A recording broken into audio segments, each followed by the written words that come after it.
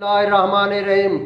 ये 1.5 लीटर पानी हमने उबाला है। जब उबलना शुरू हो जाए उसके अंदर आप जो है ना ये चिकन डाल दें। ये हम बना रहे हैं चिकन वेजिटेबल सूप, मुर्ग सब्ज़ी की यखनी।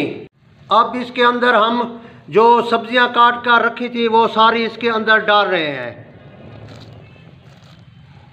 क्योंकि 2 मिनट के अंदर हमारा जो चिकन था ना वो अब पक गया है, इसीलिए अब इसके अंदर अब हम सब्जियां डाल रहे हैं।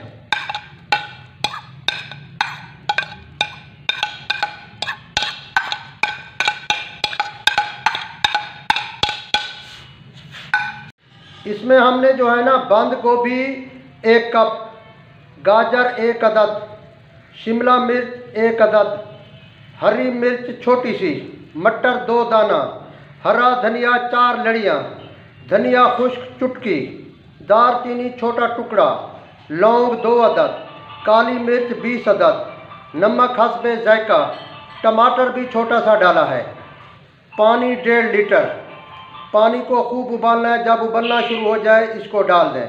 चिकन के अलावा इसको आप मटन और बीफ में भी बना सकते हैं। चिकन 5-10 मिनट के अंदर जो है ना पक जाता है, जबकि बीफ और मटन वो कुछ टाइम लेता है। वो आप देख लेना, जब वो गल जाए उसके बाद ये सारी सब्जियां डाल दें। इसके फ़वाइद बहुत हैं।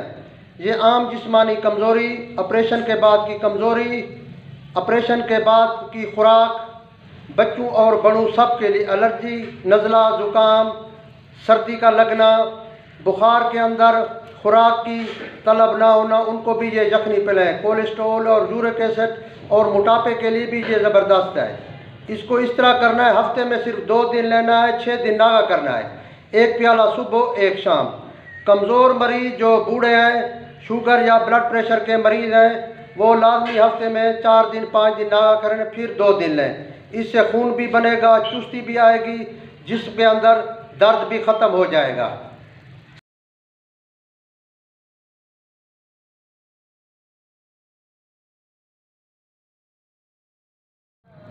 अब जो है ना हमारा सूप ये तैयार हो चुका है। अब अगर आपको चाहिए तो इसके अंदर 1-2 अंडे भी डाल सकते हैं फेंट कर, नहीं तो 1 अंडा उबाल कर खाएं। ऊपर यह सूप का 1 प्याला पी लें। इस सूप को आप ज़ाफ़रानी सूप भी बना सकते हैं, ज़ाफ़रानी यखनी।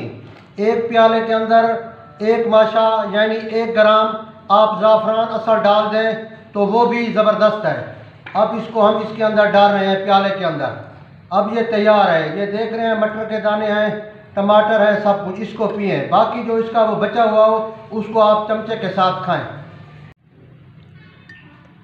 अब आपसे जो सूप बच जाए उसको आप फ्रिज के अंदर रख दें। बस 1 प्याला पीना है, फिर दूसरे दिन इस्तेमाल करें। पहले दिन सारे घर वालों को पिला दें, जो बच जाए वो फ्रिज में रख दें, दूसरे दिन इस्तेमाल करें। फिर आगे जिस तरह मैंने कहा 3-4 दिन वक्फा करना है, फिर इसको बनाना है।